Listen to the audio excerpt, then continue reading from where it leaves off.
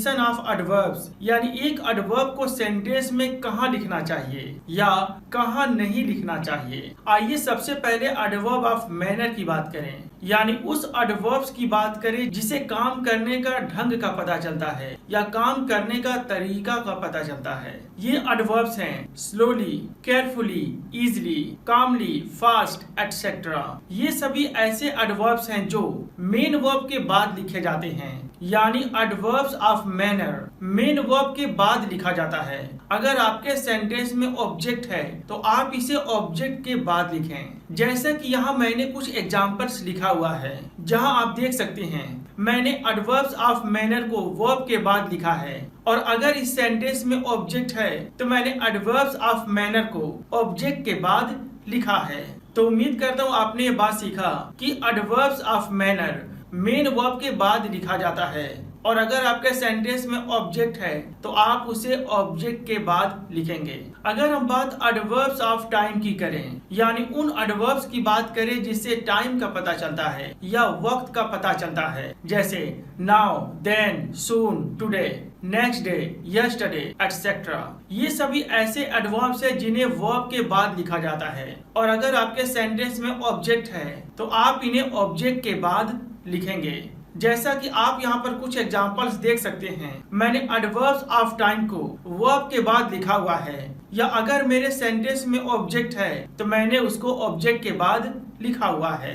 Adverbs of frequency जैसे always, often, generally, never, rarely, ये सभी ऐसे एडवर्ब्स हैं जिनसे फ्रीक्वेंसी का पता चलता है, और इसे आप सब्जेक्ट के बाद और वर्ब के पहले लिखेंगे, यानी सब्जेक्ट और वर्ब के बीच में लिखेंगे।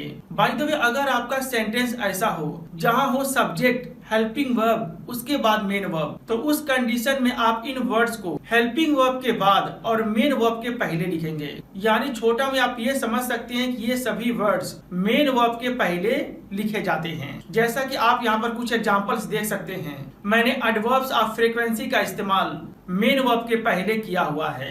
एडवर्ब्स ऑफ प्लेस, यानी वो एडवर्ब जिनसे जगह का पता चलता है, उसे हम मेन वर्ब के बाद लिखते हैं, और अगर आपके सेंटेंस में ऑब्जेक्ट है तो फिर आप उसे ऑब्जेक्ट के बाद में लिखेंगे। जैसा कि आप यहाँ पर कुछ एग्जांपल्स देख सकते हैं, जहां मैंने एडवर्ब्स ऑफ प्लेस को ऑब्जेक्ट के बाद लिखा हुआ है। अगर आपके एक ही सेंटेंस में दो या दो से ज्यादा एडवर्ब्स आए हुए हों तो इस तरह के सेंटेंसेस को ट्रांसलेट करने के लिए सबसे पहले आप लिखिए सब्जेक्ट, वर्ब, ऑब्जेक्ट। उसके बाद आप इस ट्रिक का इस्तेमाल करें जो है MPT, यानी सबसे पहले आपको लिखना चाहिए एडवर्ब्स ऑफ मैनर, यानी वो वर्ड जिसे काम करने का तरीका या ढंग का पता चले।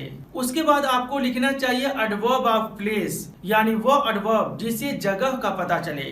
और फिर लास्ट में आपको लिखना चाहिए एडवर्ब ऑफ टाइम, यानी वो एडवर्ब जिसे टाइम का पता चले।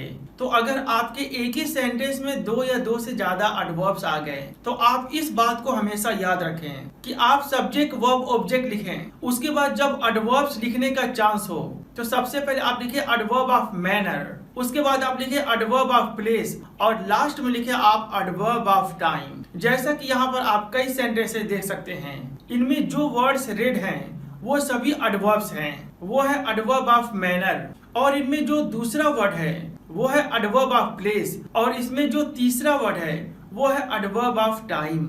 आइए फ्रेंड्स, लास्ट में एक और दिलचस्प बात सीख लें। इवन और ओनली दो ऐसा वर्ड है जिसे आप सब्जेक्ट के पहले लिख सकते हैं, इसे वर्ब के पहले भी लिख सकते हैं, और अगर आप चाहें तो इसे वर्ब के बाद में लिख सकते हैं।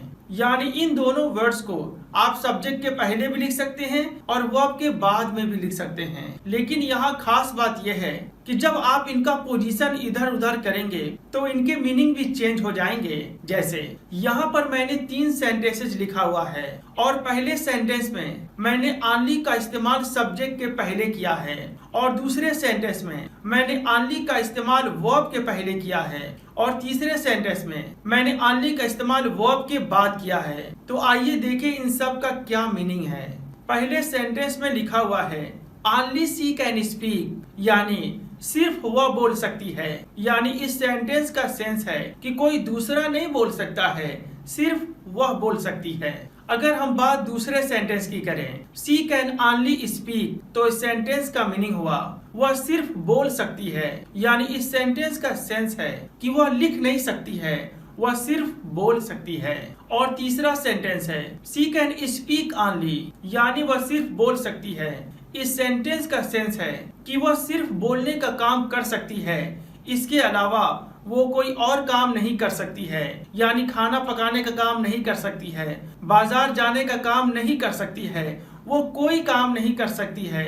सिर्फ और सिर्फ वो एक काम कर सकती है, वह है बोलना। कि जब मैंने एडवर्ब ओनली का पोजीशन सब्जेक्ट के पहले, वर्ब के पहले या वर्ब के बाद किया तो कैसे उसका मीनिंग चेंज हो गया। तो फ्रेंड्स, उम्मीद करता हूँ कि यह लेसन आपको शानदार तरीके से समझ में आया।